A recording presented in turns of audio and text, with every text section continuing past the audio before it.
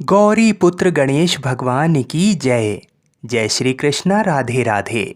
आज जेठ मास के कृष्ण पक्ष की द्वादशी तिथि है और आज अपरा एकादशी के व्रत का पारण का दिन है। यानी जिन लोगों ने कल एकादशी का व्रत रखा था वे आज अपना व्रत खोलेंगे। आज का दिन बड़ा ही शुभ और मंगलकारी है। एकादशी के व्रत के पारण के दिन तुलसी माता और लक्ष्मी माता की कथाओं को सुनने से ही व्रत पूर्ण माना जाता है। तो जिन लोगों ने व्रत नहीं भी रखा है उन्हें भी दुआदशी के दिन तुलसी माता की कथाओं को सुनने से धन संपत्ति और अनंत शुभ फलों की प्राप्ति होती है। तो आइए भगवान श्री लक्ष्मी नारायण जी के चरणों का ध्यान करते हुए इन कथाओं को सुनते हैं। किंतु एक बात का विशेष ध्यान रखिएगा कि इन कथाओं को पूरा अवश्य सुनिएगा, तभी आपको शुभ फलों की प्राप्ति होगी। बोलिए श्री यमुना माता की जय। बोलिए श्री यमुना माता की जय। तुलसी महारानी नमो नमो, हरि की पटरानी नमो नमो। आइए सुनते हैं तुलसी माता की संपूर्ण कथाएं। तुलसी माता को हरि प्रिया भी कहा जाता है। जितना भगवान श्री हरि विष्णु सोने चांदी हीरे मोती और रत्नों से प्रसन्न नहीं होते हैं, उतना सिर्फ तुलसा दल से प्रसन्न हो जाते हैं। सच्ची श्रद्धा भाव से तुलसा दल भगवान विष्णु को अर्पित करने से मनुष्य के सभी संकट कट जाते हैं और मनोकामनाओं की पूर्ति होती है।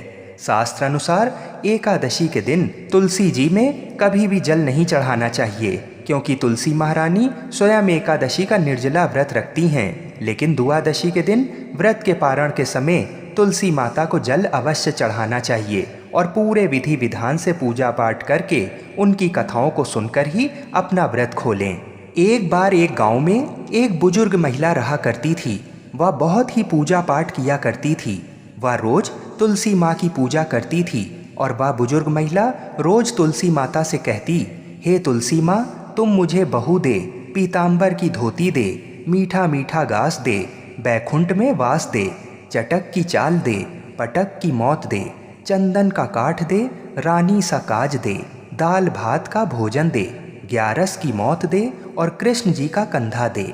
वह बुजुर्ग महिला हर महीने में तुलसी माता की रोज पूजा करती और उनके बिरले को रोज सींचती। तुलसी माता बुजुर्ग महिला की बात सुनकर धीरे धीरे सूखने लगीं। तभी भगवान श्री कृष्ण जी ने देखा कि तुलसी माता सूख रही हैं और तभी एक दिन भगवान श्री कृष्ण तुलसी माता जी के पास प्रकट हुए और भगवान श्री कृष्ण जी ने तुलसी माता से पूछा, तुम क्यों सूख रही हो? सभी महिलाएं तुम्हारी पूजा करती हैं और तुमको रोज सींचती हैं, लेकिन फिर भी तुम सूखती जा रही हो, इसका कारण क्या है? जिसके बाद तुलसी माता ने भगवान श्री कृष्ण जी से कहा कि हे प्रभु, एक बुजुर्ग महिला मेरे पास रोज आती है और रोज एक ही बात बोलती है, हे तुलसी माता, सबकी दाता, मैं तेरा बिरला सींचती हूँ, तुम मुझे बहू दे, पीताम्बर की धोती दे, मीठा मीठा घास दे, बैकुंठ में वास दे, चटक की चाल दे, पटक की मौत दे, चंदन का काठ दे, रानी सा राज दे, दाल भात का भोजन दे, ग्यारस की मौत दे और कृष्ण जी का कंधा दे। मैं उस बुजुर्ग महिला की सारी मनोकामनाएं पूरी कर सकती हूँ, लेकिन उसकी एक मनोकामना पूरी नहीं कर सकती। मैं कृष्ण जी का कंधा कहाँ से दूंगी? भगवान श्री कृष्ण जी तुलसी माता की बात सुनकर जोर जोर से हंसने लगे और फिर भगवान श्री कृष्ण जी ने तुलसी माता जी से कहा कि तुम चिंता मत करो, जब वह बुजुर्ग महिला की मृत्यु होगी तब मौके पर मैं और आप ही कंधा दे देंगे। आप सुबह जब वह पूजा करने आए तब कह देना कि सब कुछ तुम्हें मिल जाएगा। कुछ दिनों बाद वह वृद्ध महिला ठोकर खाकर रास्ते में गिरकर मर गई। पूरे गांव के सभी लोग आए और उस महिला को सभी लोग धर्मात्मा मानते थे। उसको तुलसा जी की डोकरी कहते थे। उसके परिवार में कोई भी नहीं था, इसलिए गांव वालों ने ही उसके अंतिम संस्कार करने की योजना बनाई और उसे नहलाकर जब बैकुंठी पर बैठाने के लिए उसे उठाने लगे तो उसके मृत शरीर इतना भारी हो गया था कि उसे कोई उठा नहीं पाया। ये सब देखकर वहाँ के सभी लोग तरह तरह की बातें करने लगे और कहने लगे कि ये इतना पूजा पाठ करती थी, हर समय माला फेरती थी, इसलिए ये इतनी भारी हो गई है। वहीं पूरे गांव में चर्चा होने लगी कि डोकरी माई कोई भक्ति नहीं करती थी, ये छल कपट करती थी। हम जिसे धर्मात्मा समझते थे वह पापी है, जो कि किसी से भी नहीं उठ पा रही है। ये इसके कर्मों की सजा है। इधर भगवान ने सोचा कि मेरे भक्तों की निंदा हो रही है, इसलिए भगवान ने बूढ़े ब्राह्मण का भेष धारण करके वहाँ पर आए और वहाँ पर एकत्रित लोगों से पूछने लगे कि यहाँ पर इतनी भीड़ क्यों लगी है, जिससे लोग कहने लगे कि ये डोकरी माई मर गई है और पाप इतना था कि जिससे ये उठ नहीं पा रही है। सब उठा उठा कर थक गए। तब ब्राह्मण ने कहा कि मुझे एक बार डोकरी के कानों में कहने दो, फिर वह देखो कैसे उठती है। तो सभी लोग ने कहा कि आप भी प्रयास करके देख लीजिए। तब भगवान ने उस वृद्ध महिला के कानों में कहा कि हे डोकरी माई, देखो मैं आ गया। और जो डोकरी पूजा करते समय शब्द कहती थी वह शब्द उसके कानों में कहने लगे, तू बिरला सींचूं तेरा, मैं करूं निस्तारा मेरा। डोकरी माई बहू ले, बेटी ले, पोता ले, लड्डू ले, पीतांबर की धोती ले, गहना ले, घी का घड़ा ले, मीठा मीठा खीर और पूड़ी ले, दाल भात का भोजन ले, धन दौलत ले, बेटा पोता को काम ले, तुलसी को पता ले, मुंह में गंगा जल ले, 11 को दिन ले, चंदन को दाग ले, श्री कृष्ण जी का कंधा ले। इतना सुनते ही डोकरी हल्की हो गई। भगवान ने बोला, आओ और उसको उठाओ। भगवान ने हाथ लगाया और डोकरी उठ गई। सबको बड़ा ही आश्चर्य हुआ। उसे खूब धूमधाम से ले जाया गया। भगवान उसे अपने कंधे पर ले गए। पूरे गांव में इसकी चर्चा होने लगी, जिससे उसको मुक्ति मिल गई और वह बैकुंठ में चली गई। सभी लोग देखते रह गए। सभी लोगों ने देखा कि शमशान घाट तक तो ब्राह्मण साथ ही आया था, लेकिन अब वह दिखाई नहीं दे रहा है। इससे लोगों को समझ में आ गया कि वह कोई और नहीं, स्वयं भगवानी बूढ़े ब्राह्मण के रूप में आए थे। बोलिए श्री राधा कृष्ण भगवान की जय। बोलिए श्री तुलसी शालिग्राम जी की जय। आइए अब तुलसी माता की दूसरी कथा को सुनते हैं। इस कथा को सुनने से एकादशी के व्रत का संपूर्ण फल मिल जाता है। तो आइए प्रसन्न चित्त मन से इस कथा को सुनते हैं। एक कथा के अनुसार एक कुटुंब में ननद तथा भाभी साथ रहती थीं। ननद का विवाह अभी नहीं हुआ था। वह तुलसी के पौधे की बहुत सेवा करती थी, लेकिन उसकी भाभी को ये सब बिल्कुल भी पसंद नहीं था। जब कभी उसकी भाभी को अत्यधिक क्रोध आता, तब वह उसे ताना देते हुए कहती कि जब तुम्हारा विवाह होगा तो मैं तुलसी ही बारातियों को खाने को दूंगी और तुम्हारे दहेज में भी तुलसी ही दूंगी। कुछ समय बीत जाने पर ननद का विवाह पक्का हुआ। विवाह के दिन भाभी ने अपनी कथनी के अनुसार बारातियों के सामने तुलसी का गमला फोड़ दिया और खाने के लिए कहा। तुलसी की कृपा से वह फूटा हुआ गमला अनेकों स्वादिष्ट पकवानों में बदल गया। भाभी ने गहनों के नाम पर तुलसी की मंजरी से बने गहने पहना दिए। वह भी सुंदर सोने जवाहरात में बदल गए। भाभी ने वस्त्रों के स्थान पर तुलसी का जनेऊ रख दिया। वह रेशमी तथा सुंदर वस्त्रों में बदल गया। नंद की ससुराल में उसके दहेज की बहुत प्रशंसा की गई। ये बात भाभी के कानों तक भी पहुंची। उसे बड़ा ही आश्चर्य हुआ। उसे अब तुलसी माता की पूजा का महत्व समझ आया। भाभी की एक लड़की थी। वह अपनी लड़की से कहने लगी कि तुम भी तुलसी की सेवा किया करो, तुम्हें भी बुआ की तरह फल मिलेगा। वह जबरदस्ती अपनी बेटी से सेवा करने को कहती, लेकिन लड़की का मन तुलसी सेवा में नहीं लगता था। लड़की के बड़े होने पर उसके विवाह का समय आता है। तब भाभी सोचती है कि जैसा व्यवहार मैंने अपनी नंद के साथ किया था, वैसा ही मैं अपनी लड़की के साथ भी करती हूँ, तो ये भी गहनों से लद जाएगी और बारातियों को खाने में पकवान मिलेंगे। ससुराल में इसे भी बहुत इज्जत मिलेगी। ये सोचकर वह बारातियों के सामने तुलसी का गमला फोड़ देती है, लेकिन इस बार गमले की मिट्टी मिट्टी ही रहती है। मंजरी तथा पत्ते भी अपने रूप में ही रहते हैं। जनेऊ भी अपना रूप नहीं बदलता। सभी लोगों तथा बारातियों द्वारा भाभी की बुराई की जाती है। लड़की के ससुराल वाले भी लड़की की बुराई करते हैं। भाभी कभी ननद को नहीं बुलाती थी। भाई ने सोचा मैं बहन से मिलकर आता हूँ। उसने अपनी पत्नी से कहा और कुछ उपहार बहन के पास ले जाने की बात कही। भाभी ने थैले में ज्वार भर कर कहा कि और कुछ नहीं है, तुम यही ले जाओ। वह दुखी मन से बहन के पास चल दिया। वह सोचता रहा कि कोई भाई अपनी बहन के घर ज्वार कैसे ले जा सकता है। ये सोचकर वह एक गौशाला के पास रुका और ज्वार का थैला गाय के सामने पलट दिया। तभी गाय पालने वाले ने कहा कि आप गाय के सामने हीरे मोती तथा सोना क्यों डाल रहे हो। ये देखकर भाई को बड़ा ही आश्चर्य हुआ और उसने सभी हीरे मोती तथा सोना वापस अपने थैले में रख लिया। भाई ने सारी बात अपनी बहन को बताई और बड़ी खुशी खुशी उसने सारे हीरे मोती और जेवर अपनी बहन को दिए। दोनों भाई बहन एक दूसरे को देखकर अत्यंत प्रसन्न हुए। जैसी कृपा माता तुलसी ने नंद पर की, ऐसी ही कृपा सभी पे करना। बोलिए श्री तुलसी शालिग्राम जी की जय। बोलिए श्री लक्ष्मी नारायण भगवान की जय। आइए दूसरी कथा को सुनते हैं। इस कथा को पूरा सुनने से सभी मनोकामनाएं पूर्ण हो जाती हैं। सावर्णी मुनि की पुत्री तुलसी अपूर्व सुंदरी थीं। उनकी इच्छा थी कि उनका विवाह भगवान नारायण के साथ हो। इसके लिए उन्होंने नारायण पर्वत की घाटी में स्थित बद्री वन में घोर तपस्या की। दीर्घकाल तक तपस्या के उपरांत ब्रह्मा जी ने प्रसन्न होकर दर्शन दिया और वर मांगने को कहा। तुलसी जी ने कहा, सृष्टिकर्ता ब्रह्मदेव, आप अंतर्यामी हैं, सबके मन की बात जानते हैं। फिर भी मैं अपनी इच्छा आपको बताती हूँ। मैं चाहती हूँ कि भगवान श्री नारायण मुझे पति के रूप में मिलें। ब्रह्मा जी ने कहा, तुम्हारा अभीष्ट तुम्हें अवश्य मिलेगा।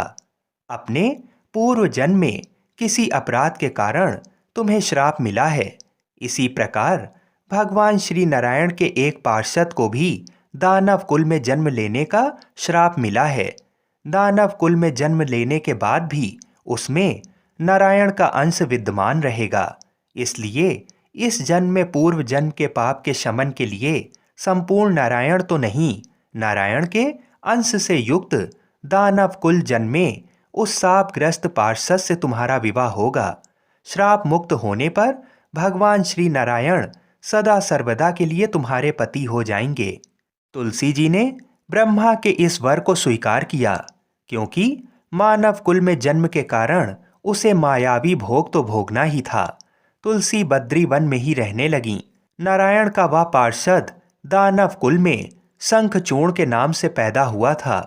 कुछ दिनों के बाद वह भ्रमण करता हुआ बद्री वन में आया। यहाँ तुलसी को देखते ही वह उस पर मुग्ध हो गया। तुलसी जी के सामने उसने अपने साथ विवाह करने का प्रस्ताव रखा। इतने में ही वहां ब्रह्मा जी आ गए और तुलसी से कहा, तुलसी, शंखचूर्ण को देखो, कैसा देवोपम इसका स्वरूप है। दानव कुल में जन्म लेने के बाद भी लगता है जैसे इसके शरीर में नारायण का वास हो। तुम प्रस्ताव को साहर्ष स्वीकार कर लो। तुलसी को भी लगा कि उसकी तपस्या पूर्ण हुई, उसे इच्छित फल मिला है। शंखचूर्ण के साथ उसका गंधर्व विवाह हो गया और वह शंखचूर्ण के साथ उसके महल में पत्नी बनकर आ गई। शंखचूर्ण ने अपनी परम सुंदरी सती साध्वी पत्नी तुलसी के साथ बहुत दिनों तक राज्य किया। उसने अपने राज्य का इतना विस्तार किया कि देवलोक तक उसके अधिकार में आ गया। स्वर्ग का सुख भोगने वाले देवताओं की दशा भिखारियों जैसी हो गई। शंखचूर्ण किसी को कष्ट नहीं देता था, पर अधिकार और राज्य छिन जाने से सारे देवता मिलकर ब्रह्मा, विष्णु और शिव जी की सभा में गए तथा अपनी विपत्ति सुनाई। ब्रह्मा जी ने कहा, तुलसी परम साध्वी है, उसका विवाह शंखचूर्ण से मैंने ही कराया था। शंखचूर्ण को तब तक नहीं हराया या मारा जा सकता जब तक तुलसी को ना छला जाए। विष्णु जी ने कहा, शंखचूर्ण पूर्व जन्म में मेरा पार्षद था। श्राप के कारण उसे दैत्य कुल में जन्म लेना पड़ा। इस जन्म में भी मेरा अंश उसमें व्याप्त है। साथ ही तुलसी के पतिव्रत धर्म से वह अजय है। फिर देवताओं की सहमति से भगवान शिव ने शंखचूर्ण के पास संदेश भेजा कि या तो वह देवताओं का राज्य लौटा दे या फिर उनसे युद्ध करे। शंखचूर्ण भगवान शिव के पास पहुंचा। उसने कहा, देवादि देव, आपके लिए देवताओं का पक्ष लेना उचित नहीं है। राज्य बढ़ाना हर राजा का कर्तव्य है। मैं किसी को दुखी नहीं कर रहा हूं। देवताओं से कहिए वे मेरी प्रजा होकर रहें। मैंने आपका भी कोई अपकार नहीं किया है। हमारा आपका युद्ध शोभा नहीं देता। अगर आप हार गए तो बड़ी लज्जा की बात होगी। मैं हार गया तो आपकी कीर्ति बहुत अधिक नहीं बढ़ेगी। भगवान शंकर हंसने लगे। वे तो सब रहस्य समझते थे। तुलसी और शंखचूर्ण के पूर्व जन्म के श्राप की अवधि लगभग पूरी हो चुकी थी। शिव जी बोले, इसमें कीर्ति और लज्जा की बात नहीं है। तुम देवों का राज्य लौटाकर उन्हें उनके पद पर प्रतिष्ठित होने दो। युद्ध से बचने का यही एक उपाय है। शंखचूर्ण ने कहा, मैंने युद्ध के बल से देवलोक जीता है। कोई उसे युद्ध के द्वारा ही वापस ले सकता है। ये मेरा अंतिम उत्तर है। अब मैं जा रहा हूं। ऐसा कहकर शंखचूर्ण चला गया। उसने अपनी पत्नी तुलसी को सारी बात बताई और कहा, कर्म भोग सब काल सूत्र में बंधा है। जीवन में हर्ष शोक भय सुख दुख मंगल अमंगल काल के अधीन है। हम तो केवल निमित्त मात्र हैं। संभव है भगवान शिव देवों का पक्ष लेकर मुझसे युद्ध करें। तुम चिंता मत करना। तुम्हारा सती तेज मेरी रक्षा करेगा। दूसरे दिन भगवान शंकर के नेतृत्व में देवताओं ने युद्ध छेड़ दिया। शंखचूर्ण ने भीषण बाणों की वर्षा कर उनका वेग रोका। उसके प्रहार से देवता डगमगाने लगे। उसने दानवी शक्ति का प्रयोग करके मायावी युद्ध आरंभ किया। युद्ध स्थल पर वह किसी को दिखाई नहीं देता था, पर उसके अस्त्र शस्त्र प्रहार कर देवों को घायल कर रहे थे। देवगण अपने अस्त्र चलाएं तो किस पर चलाएं, क्योंकि कोई शत्रु सामने था ही नहीं। कई दिनों तक इस तरह भयंकर युद्ध चला। शंखचूर्ण पराजित नहीं हुआ। तब शिव जी ने विष्णु जी से कहा, हे विष्णु जी, कुछ उपाय करो, अन्यथा मेरा तो सारा यश मिट्टी में मिल जाएगा। भगवान विष्णु ने सोचा, बल से तो शंखचूर्ण को हराया नहीं जा सकता, इसलिए छल का सहारा लेना होगा। उन्होंने तुरंत अपना स्वरूप शंखचूर्ण के जैसा बनाया और अस्त्र शस्त्र से सज्जित हो तुलसी के पास आए। बोले, हे प्रिय, मैं युद्ध जीत गया हूँ। सारे देवता भगवान शंकर समेत हार गए हैं। इस खुशी में आओ मैं तुम्हें अंग से लगा लूं।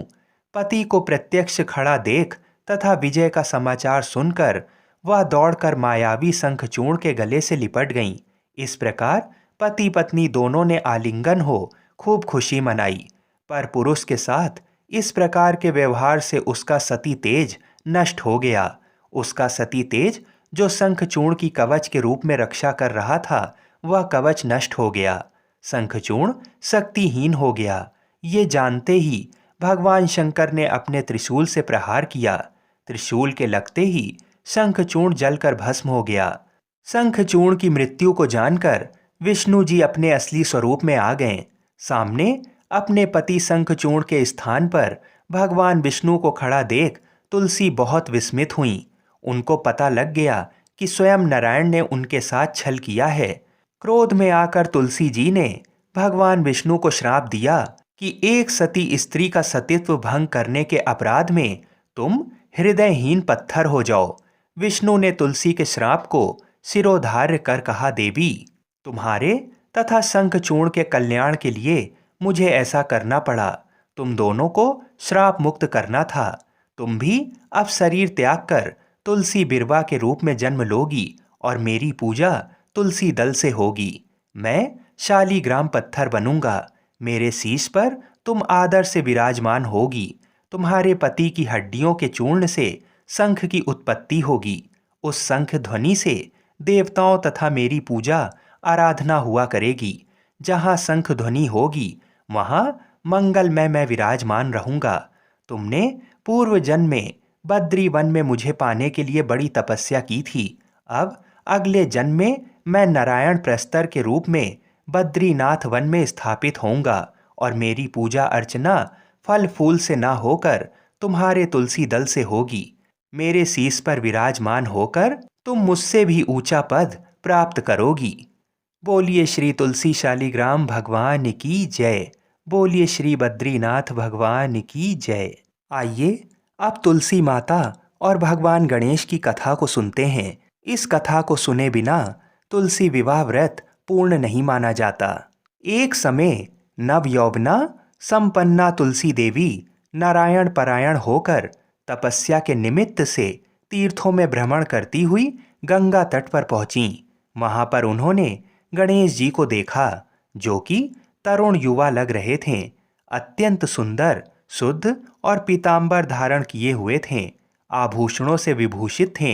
सुंदरता जिनके मन का अपहरण नहीं कर सकती, जो कामना रहित, जितेंद्रियों में सर्वश्रेष्ठ, योगियों के योगी तथा जो श्री कृष्ण की आराधना में ध्यानरत थे। उन्हें देखते ही तुलसी का मन उनकी ओर आकर्षित हो गया। तब तुलसी उनका उपहास उड़ाने लगीं। ध्यान भंग होने पर गणेश जी ने उनसे उनका परिचय पूछा और उनके वहां आगमन का कारण जानना चाहा। गणेश जी ने कहा, माता, तपस्वियों का ध्यान भंग करना सदा पापजनक और अमंगलकारी होता है। सुबह भगवान श्री कृष्ण आपका कल्याण करें। मेरे ध्यान भंग से उत्पन्न दोष आपके लिए अमंगल कारक ना हो। इस पर तुलसी जी ने कहा, प्रभु, मैं धर्मात्मज की कन्या हूँ और तपस्या में संलग्न हूँ। मेरी ये तपस्या पति प्राप्ति के लिए है, अतः आप मुझसे विवाह कर लीजिए। तुलसी की ये बात सुनकर बुद्धि श्रेष्ठ गणेश जी ने उत्तर दिया, हे माता, विवाह करना बड़ा भयंकर होता है। मैं ब्रह्मचारी हूँ। विवाह तपस्या के लिए नासक, मोक्ष द्वार के रास्ते बंद करने वाला, भव बंधन की रस्सी, संशयों का उद्गम स्थान है। अतः आप मेरी ओर से अपना ध्यान हटा लें और किसी अन्य को पति के रूप में तलाश करें। तब कुपित होकर तुलसी ने भगवान गणेश को श्राप देते हुए कहा कि आपका विवाह अवश्य होगा। ये सुनकर शिवपुत्र गणेश ने भी तुलसी को श्राप दिया, देवी, तुम भी निश्चित रूप से असुरों द्वारा ग्रस्त होकर वृक्ष बन जाओगी। इस श्राप को सुनकर तुलसी जी ने व्यथित होकर भगवान श्री गणेश की वंदना की। तब प्रसन्न होकर गणेश जी ने तुलसी से कहा, हे मनोरमे, तुम पौधों की सारभूता बनोगी और समयांतर से भगवान नारायण की प्रिया बनोगी। सभी देवता आपसे स्नेह रखेंगे, परंतु श्री कृष्ण के लिए आप विशेष प्रिय रहेंगी। आपकी पूजा मनुष्यों के लिए मुक्तिदायिनी होगी तथा मेरे पूजन में आप सदैव त्याज्य रहेंगी। ऐसा कहकर गणेश जी पुनः तप करने चले गए। इधर तुलसी देवी दुखित हृदय से पुष्कर में जा पहुंची और निराहार रहकर तपस्या में संलग्न हो गईं। तत्पश्चात गणेश जी के श्राप से वह चिरकाल तक शंखचूर्ण की प्रिय पत्नी बनी रहीं। जब शंखचूर्ण शंकर जी के त्रिशूल से मृत्यु को प्राप्त हुआ तो नारायण प्रिया तुलसी का वृक्ष रूप में प्रादुर्भाव हुआ। इस कथा में बताई गई वजह से ही भगवान श्री गणेश की पूजा में तुलसी निषिद्ध मानी गई हैं, किंतु तुलसी माता को समस्त पूजन कर्मों में प्रमुखता दी जाती है। साथ ही मंदिरों में चरणामृत में भी तुलसी जी का प्रयोग होता है तथा ऐसी कामना होती है कि ये अकाल मृत्यु को हरने वाली तथा सर्व व्याधियों का नाश करने वाली हैं। माँ महालक्ष्मी की बड़ी ही दुर्लभ कथा, तो इन कथाओं को बड़ी ही श्रद्धा और प्रसन्नचित मन से पूरा अवश्य सुनिएगा। सौराष्ट्र में एक समय भद्रश्रवा नाम के राजा थे। वे बड़े पराक्रमी राजा थे। 4 वेद, 6 शास्त्र, 18 पुराणों का उन्हें ज्ञान था। उनकी रानी का नाम सूरज चंद्रिका था। रानी दिखने में सुंदर और सुलक्षणा थीं तथा पतिव्रता भी थीं। उन दोनों को 7 पुत्र तथा उसके बाद एक कन्या का वरदान मिला था। कन्या का नाम श्यामबाला था। एक बार महालक्ष्मी जी के मन में आया कि जाकर उस राजा के राजप्रसाद में रहें। इससे राजा को दुगनी धन दौलत की प्राप्ति होगी और वह इस धन दौलत से अपनी प्रजा को और सुख दे पाएगा। गरीब के घर अगर रहें और उसे धन दौलत प्राप्त हो तो वह स्वार्थी की तरह केवल अपने ऊपर ही खर्च करेगा। ये सोचकर श्री महालक्ष्मी जी ने बूढ़ी ब्राह्मण स्त्री का रूप धारण किया। हाथ में लाठी लिए लाठी के सहारे रानी के द्वार तक पहुंची। यद्यपि उन्होंने बूढ़ी औरत का रूप धारण किया था, पर उनके चेहरे पर देवी का तेज था। उन्हें देखते ही एक दासी सामने आई। उसने इनका नाम, धाम, काम, कर्म पूछ डाला। वृद्ध ब्राह्मण का रूप धारित माता लक्ष्मी ने कहा, बालिके, मेरा नाम कमला है। मेरे पति का नाम भुवनेश है। हम द्वारिका में रहते हैं। तुम्हारी रानी पिछले जन्म में एक वैश्य की पत्नी थी। वह वैश्य गरीब था। दारिद्र के कारण हर रोज घर में झगड़े होते थे तथा उसका पति रोज उसे मारता पीटता था। इन बातों से तंग आकर वह घर छोड़कर चली गई तथा वन जंगल में खाली पेट भटकने लगी। उसकी इस दुर्दशा पर मुझे बहुत दया आई। तब मैंने उसे सुख संपत्ति देने वाली श्री महालक्ष्मी की कथा सुनाई। मेरे कहने पर उसने श्री महालक्ष्मी का व्रत किया। श्री महालक्ष्मी प्रसन्न हुई। उसकी गरीबी दूर हो गई। उसका घर संसार दौलत, संतति, संपत्ति से भर गया। बाद में पति पत्नी दोनों परलोक सिधारे। लक्ष्मी जी का व्रत करने के कारण वे लक्ष्मी लोक में रहें। उन्होंने जितने साल महालक्ष्मी का व्रत किया, उतने हजारों साल उन्हें सुख भोग मिला। इस जन्म में उसका जन्म राजघराने में हुआ है, परंतु वह श्री महालक्ष्मी का व्रत करना भूल गई है। उसे ये याद दिलाने के लिए मैं यहाँ आई हूँ। बुढ़िया की बातें सुनकर दासी ने उन्हें प्रणाम किया तथा श्री महालक्ष्मी का व्रत किस तरह किया जाए, ये सभी बातें बुढ़िया रूप धारण किए श्री महालक्ष्मी माता ने दासी को बताईं। इसके बाद वह दासी माता को प्रणाम कर रानी को बताने अंदर चली गई। राज वैभव में रहते हुए रानी को अपने ऐश्वर्य का बहुत घमंड हुआ था। संपत्ति तथा अधिकार की वजह से वह उन्मत्त हो गई थी। दासी द्वारा बताई गई बुढ़िया की बातें सुनकर वह आग बबूला होकर राजद्वार पर आकर बुढ़िया रूपी श्री महालक्ष्मी पर बरस पड़ी। उसे ये मालूम नहीं था कि श्री महालक्ष्मी बुढ़िया का रूप धारण किए द्वार तक आई हैं, परंतु रानी का इस कदर रुख बर्ताव तथा अपना अनादर देखकर माता ने वहां ठहरना ठीक नहीं समझा। वे वहां से चल पड़ीं। राह में उन्हें राजकुमारी श्यामबाला मिली। उन्होंने श्यामबाला को सारी बात बताई। श्यामबाला ने अपनी ओर से श्री महालक्ष्मी माता से क्षमा मांगी। माता को उस पर दया आ गई। उन्होंने श्यामबाला को श्री महालक्ष्मी व्रत के बारे में बताया। उस दिन मार्गशीर्ष माह का पहला गुरुवार था। श्यामबाला ने परम श्रद्धा से श्री महालक्ष्मी का व्रत रखा। फलस्वरूप राजा सिद्धेश्वर के सुपुत्र मालाधर से उसका विवाह हुआ। वह धन, दौलत, ऐश्वर्य, वैभव से माला माल हो गई। पति के साथ ससुराल में आनंद से दिन बिताने लगी। इधर श्री महालक्ष्मी का रानी पर प्रकोप हुआ। फलस्वरूप राजा भद्रश्रवा का राज्य एवं राज कारोबार नष्ट हो गया। यहाँ तक कि खाने के लाले पड़ गए।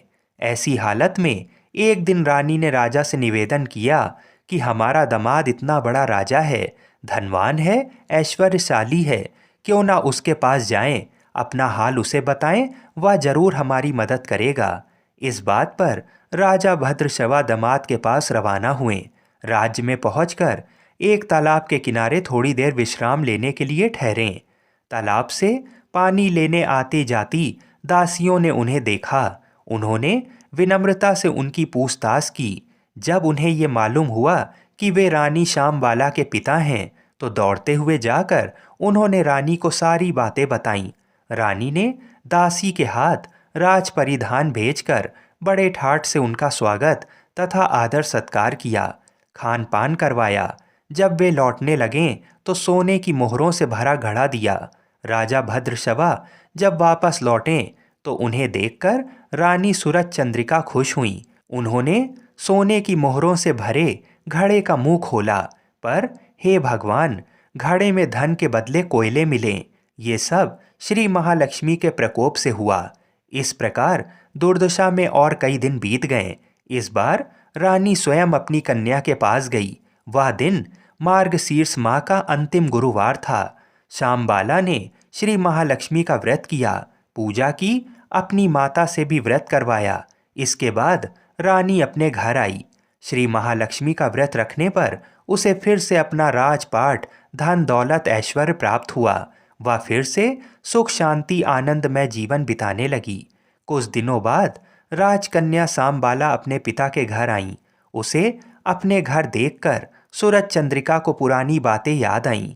यही कि श्यामबाला ने अपने पिता को घड़ा भर कोयला दिया था और उसे तो कुछ भी नहीं दिया था। इस कारण श्यामबाला को पिता के घर आने पर उसका कोई आदर आतिथ्य नहीं हुआ, बल्कि अनादर हुआ। पर उसने इस बात का बुरा नहीं माना। अपने घर लौटते समय उसने पिता के घर से थोड़ा नमक ले लिया। अपने घर लौटने पर उसके पति ने पूछा, अपने मायके से क्या लाई हो? इस पर उसने जवाब दिया कि वहाँ का सार लाई हूँ।